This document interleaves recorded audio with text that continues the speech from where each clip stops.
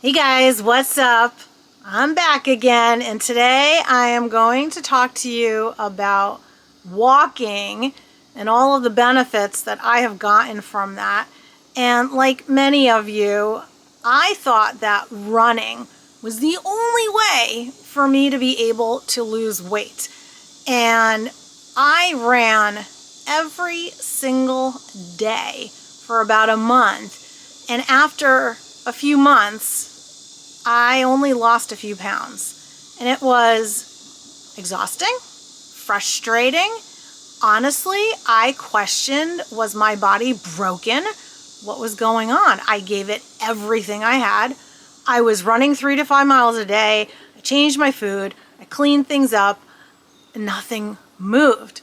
It wasn't until I started a GLP-1, stopped running, started walking with intention that everything really shifted. I'm talking about better fat loss, better ability to maintain the loss, better energy, mental clarity, and peace of mind. And lastly, something that I could sustain and adhere to pretty much forever, I think. Really, really long term. So hey guys, welcome back to the channel. For those of you who are new, I'm Jules. I've lost over 50 pounds, started on GLP-1 in 2022. I'm still on it, maintaining my weight loss for over 2 years. Still on a weekly shot of Zepbound 12.5. I know a bunch of you ask what I'm on right now. And I want to take you into my backstory a little bit because I think this might resonate with many of you out there. Before I even touched a GLP-1 back in 2022 in the spring, I decided this was it. I'm going to lose the weight once and for all. I'm going to change things up, and I want to make it so that I could adhere to it, or so I thought, long term, and just make it last and just do it finally. And I decided I was going to run every day for a month straight, 30 days straight. I wasn't running before that. So I went from running a mile to probably within about a week, I was up to 3 miles. And after that, I ran 3 to 5 miles every single day for 30 days straight. And I did not make any excuses. Here I am. I was like in the 160s. It was hard carrying around all that extra weight, but I did it. And the scale barely budged. I'm like, what the heck is going on? I thought this was like gonna make me drop the weight really quick, really fast, and barely. I might have lost 2 pounds in that whole month. And yeah, I changed my diet and I tightened things up a little bit. I wasn't tracking though. I wasn't tracking them. 6 months of doing that. Now I didn't run every single day for, the first month was 30, I did run every day for 30 days. After that, I dropped my running down to 5 days a week. And then I would mix things up. I would do a long run. My long run would be about 8 miles. And then I would do hit runs. I would do sprints. I would change things up. But after 6 months of doing this, I may have lost a total 5-6 pounds. And again, I'm like, oh my God, I'm putting in so much work and changing things up and even changing my mind, and nothing's happening. That's when I went on to the GLP-1 in September of 2022. I decided that was it. I was way too frustrated at the point. I tried everything and I said, all right, I need some help. Went on to the GLP-1. And I kept running for about another year. And yes, I'm also lifting weights during this time because I know how important maintaining and getting strong, getting muscles and whatnot. So I was still lifting. But I ran for about another year. And then about the end of that year, and I actually started to enjoy running. I used to hate it, but I actually grew to enjoy it. And I liked the mental clarity I would get and the peace of mind that I would get when I was out on the road. But I did start to get a little bit tired of the running, and I decided I was going to start walking.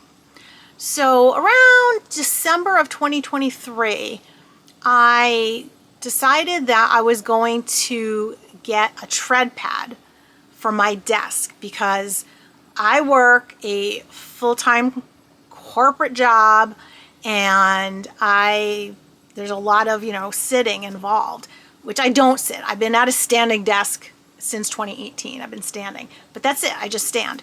So now I decided to get a tread pad and put that below my standing desk for work and put the tread pad on whenever I had meetings and try to get in more steps from there.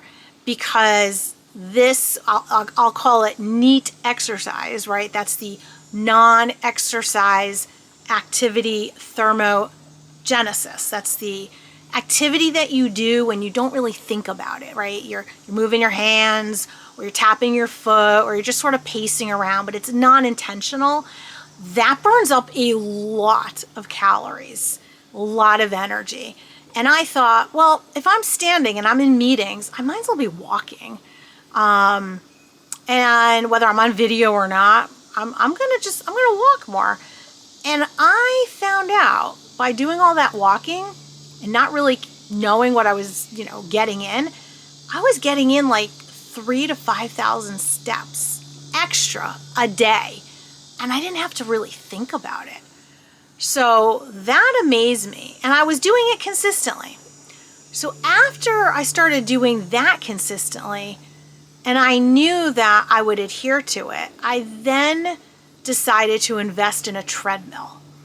Now, I didn't want to do a treadmill in the beginning because my previous thoughts were, what if I invest in this thing? It's really expensive and I don't use it. And then I'm just looking at it feeling guilty that I bought the super expensive thing with the intent of using it and then I'm not doing it. But getting a tread pad, which at the time I think was $300, I think now you can get one for like $200. It's nothing.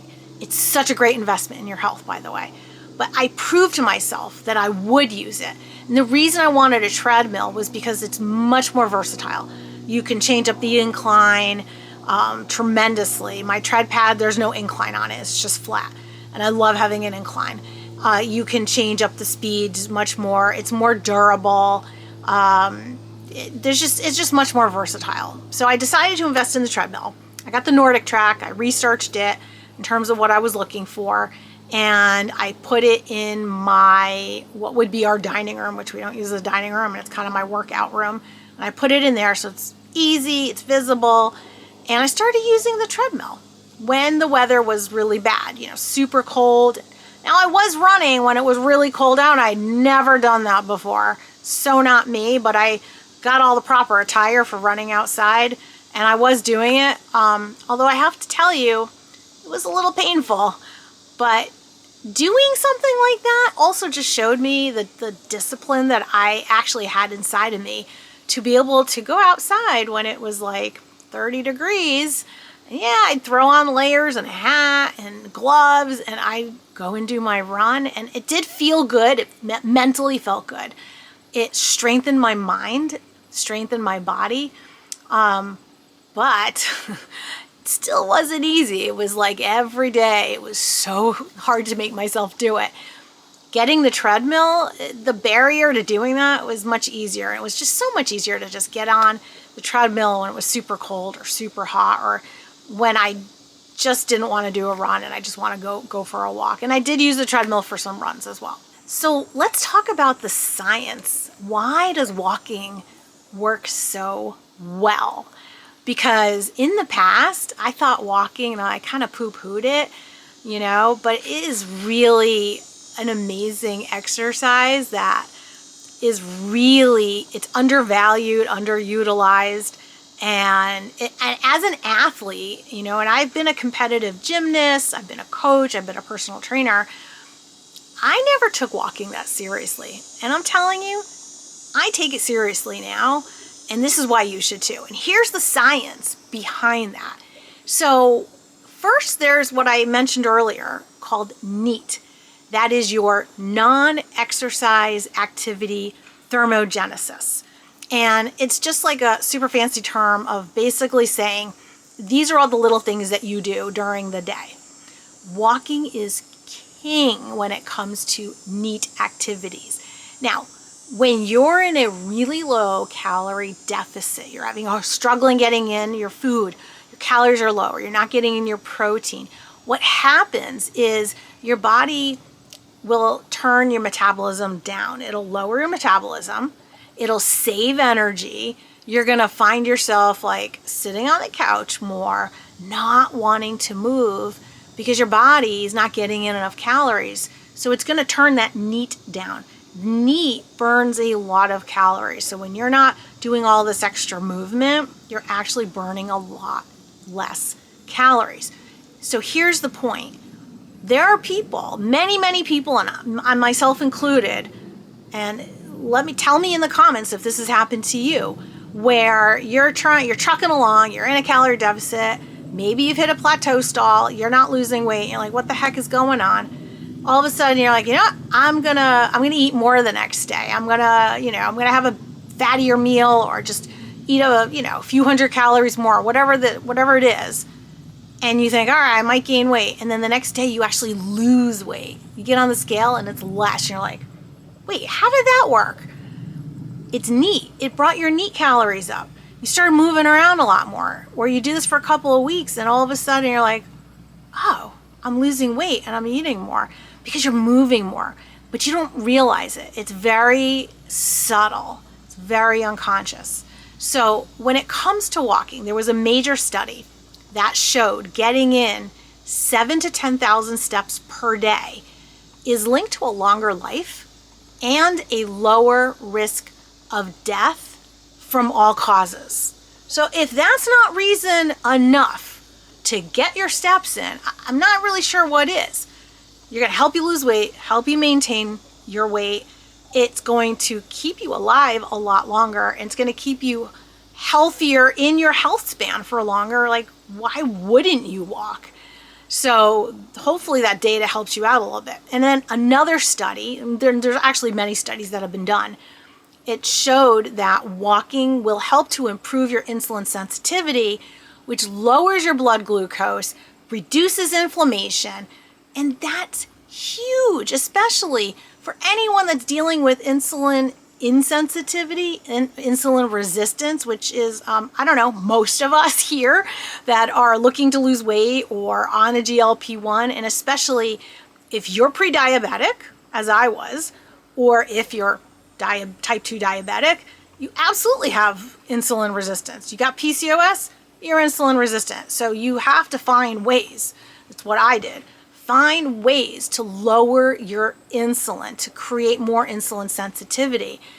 Increasing muscle absolutely works. Eating a lower starchy carb diet, that works. And walking, especially after meals, will help to create more insulin sensitivity, meaning after you eat your meal, your calories are more apt to be partitioned into your muscle and utilized rather than shoving it back into your fat cells. So there's another huge benefit. So a GLP-1 and pairing that with walking is probably one of the most powerful things you can do for yourself. So you're on Ozempic, Wegovy, Zepbound, Mounjaro, and you got the food noise, and it helps to regulate your appetite and satiety, and it lowers that food noise for you, and it regulates your blood sugar. That does all those things. But as we know, it is not a standalone tool. It is a tool in the toolbox to pair with other things. So working your mind and working your body and working your nutrition and working with the GLP-1, put them all together and you're going to have the most amazing benefits to get your body wherever it is you want to get it to. There is no limit. You want to get to a healthy weight, you'll get there. You want to go past healthy and get really lean and get ripped and get shredded, yeah, you can do that too. And walking will help you get there as well. You know, a GLP-1 is not a pass to not do the other things. It is not a pass to not lift weights. It is not a pass to not get your activity and your steps in. It's an amazing medicine, but movement is also medicine. Weightlifting is also medicine. Now, if you could average 10,000 steps a day, you're going to pretty much long term, you're going to be on your way to getting whatever results you want to get. That was my goal. I said, I want to do 10,000 steps a day. I actually started at about 2,500 steps a day. When I started counting my steps years ago, and I got 2,500 in, and I knew that was not good, but I didn't really know what to do, how to fix it. Did I even want to fix it back then? I wasn't necessarily in the mindset of whatever it is I needed to do, quite honestly. And it wasn't until spring of 2022 that I'm like, I'm going to do the damn thing. I'm going to get this thing. I'm going to knock it out. I'm going to figure it out. If it takes me the rest of my life, I'm set on a new path right now. And slowly over time, I hit my 10,000 steps.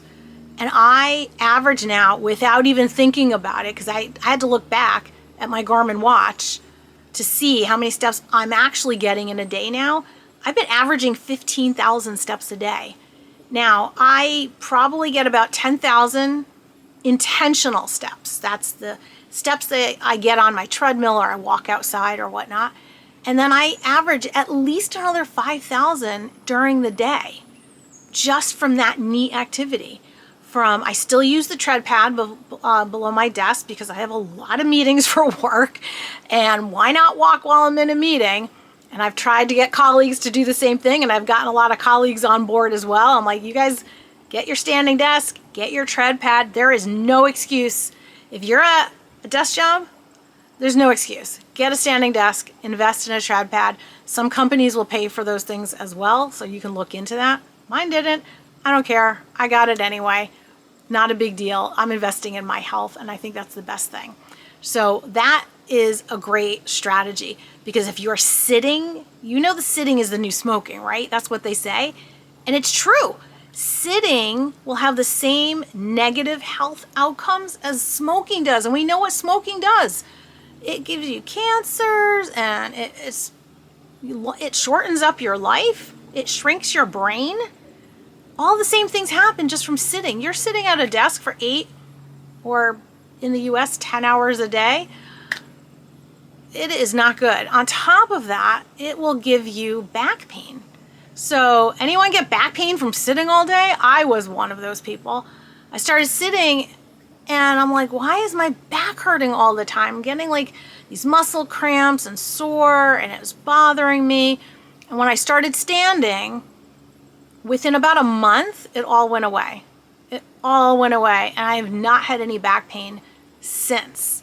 So you learn, you can learn to stand throughout your day. You don't have to stand the whole day all at once. You can, have a chair and whatnot and kind of go between the two until you could stand for longer periods of time. But I really encourage anyone who has a desk job, get a standing desk, and please get a tread pad.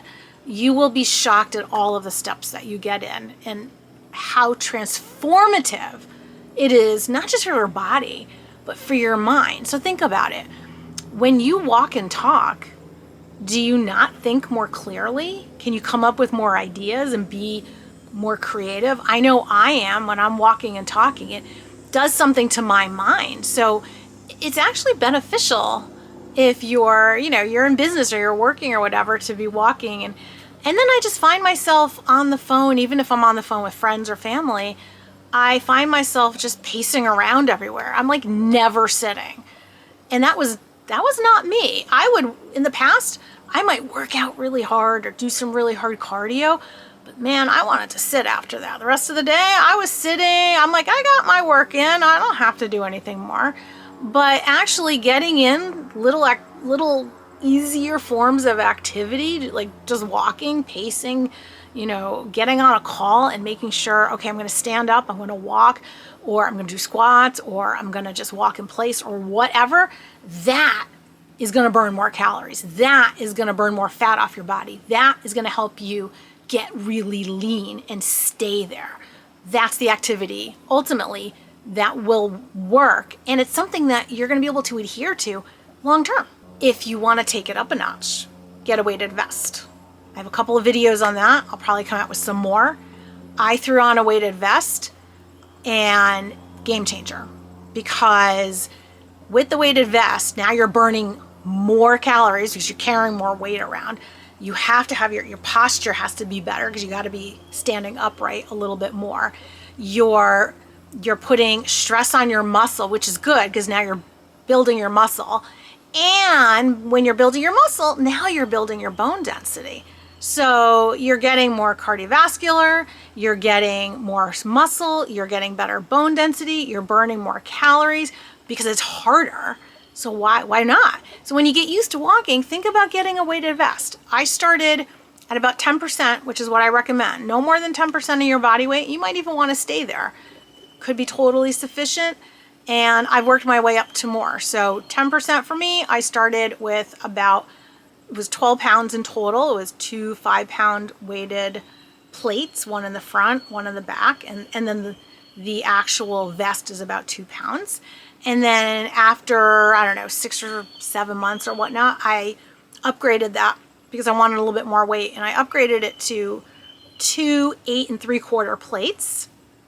And even though that's only, like another 7 pounds, so now I'm at about almost 20 pounds of total weight, it's huge. It is a huge, it feels like a huge difference. And not only can you wear your weighted vest for walking, but I wear it when I'm vacuuming the house. I will sometimes do pull-ups, and it's much, much harder wearing a 20-pound weighted vest and doing pull-ups, or even doing other exercises, you know, if you're doing squats or whatever and you got the weighted vest on. So it's a huge help with that regard. Now, mindset, mental clarity, sanity. I used to run for all of those reasons in addition to the physical health. But now I walk, and the walking has given me all of that as well. I have that mental clarity. I have this certain peace about me. I get it done in the morning. That's my first thing I do in the morning. And I'll be honest, when I wake up in the morning, I get excited. I get really excited to get up. I do my 10-minute core, and then I start walking. And that never happened to me in the past. In the past, when Mondays rolled around, I'm like, oh, it's Monday again. I didn't want to get out of bed. You know, it was just such a hardship. But now that I have implemented this plan that I adhere to consistently, and I do it for myself because I know how I'm going to feel. I know I'm going to feel really good about myself. And it also helps me to make better decisions throughout the day. When I start the day off by doing something for me that's physical and it's mental, that really sets the tone for the rest of the day. Not only making decisions for myself in terms of food and nutrition and things of that nature, but also work decisions. I show up better at work. I show up better for my team and the people that I am leading, coaching, managing, interacting with. I am a much better person for them as well. I have more patience, calmness, clarity, creativity, and I'm just a better human overall for everybody because I start the day off that way. So how can you do this? What's the plan? How can you get started? And I think the first step is to start tracking your steps. You could start tracking with your phone. You could get, there's cheap little things online you can get, or you can get a watch. I have a Garmin watch, Apple Watch. I mean, most people these days there's some methodology of being able to track. So track your steps, see where you are currently. What is just your daily norm that you do without even thinking? And then from there, add 2,000. It's not a lot. It's achievable. And it's not so much where you're like, all right, let's say you're currently at 3,000 steps, which is kind of the average for people. That's what they do. And you're like, oh, I'm going to do 10,000. Well, that might not be achievable for you right off the bat. And you don't want to set yourself up for failure, right? You want to set yourself up for success. So keep the bar lower, and then you can always raise it. So add 2,000 steps and then keep on adding slowly over time until it becomes kind of easy to get those 10,000 in. And then you'll be there before you know it. And then you're going to see that physical and mental impact on you. So here are some tips to make walking more fun, because just walking on a treadmill, not so much fun, right? Kind of could be boring. So what I did was I put my treadmill, as I mentioned, in the dining room. That's not a dining room. And I put up a big flat screen TV on the wall so I can watch any show that I want while I'm walking. Netflix, I can catch up on stuff. I can choose any show that I want to watch. I don't have to consult with anybody. So, you know, it can be anything that's entertaining that I want to catch up on. And it makes it so much more fun to walk. I will listen to YouTube. I'll listen to a book on audio. I will answer your questions that you guys put in the comments. So I use that time in conjunction. I do something else. So listen to music. So it makes it much more fun to be walking because I get to look forward to, you know, doing any of those things. So again, just to recap, the benefits of walking and why you should start now. It improves your insulin sensitivity. It lowers your blood sugar levels. It will reduce your cortisol and stress levels. It is an anti-anxiety pill, so to speak, right? It will support your fat loss and your maintenance journey, which is so, so, so important. It builds daily discipline. Cannot say that enough. And how that will make you feel to be doing something every day for you. It builds that discipline muscle, which translates into all areas of your life in a positive way. It improves your digestion. If your GI is messed up or whatever's going on maybe with the GLP-1, that movement helps keep things going, and it will help to offset some of that GI distress you're having. It improves your mental clarity and your mental health. It will support your bone density. It will support your muscle. It also helps with lubricating your joints and keeping things just, you know, mobile and moving, because you're just moving, you know, your whole body and your legs and your knees and your ankles and your hips and your back. And it improves or boosts your cardiovascular health, your heart. Walking is one of the most underrated exercises out there. You don't have to run. You don't. If you want to run, run. Do it. It's amazing as well. But you don't have to run. You don't have to belong to a fancy gym. It doesn't cost anything. You can do it outside. You can do it inside. But you just need to walk every single day. There's no excuses why you can't walk every day and get something in. Consistency is the name of the game here.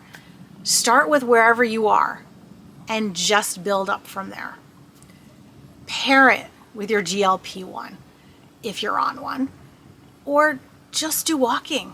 That alone is going to get you so many places where you've never been before. Drop a comment. Let me know, are you walking? Are you going to start walking? How many steps do you do? I mean, I know there's probably some people out there that are doing a lot of steps, and maybe you're someone that's just starting out. You're going, all right, I think I can do this. Let me know. And share this video with somebody that you think might benefit also if they want to start a walking program, or walk with a friend. Walking has helped me so much. It has helped me to get lean. It's helped me to stay lean. It's helped me to stay sane and strong and energized in my 50s. You can start today, one step at a time. Leave a comment, hit the thumbs up on the like, hit the alarm button. I would love that, and I will see you in my next video.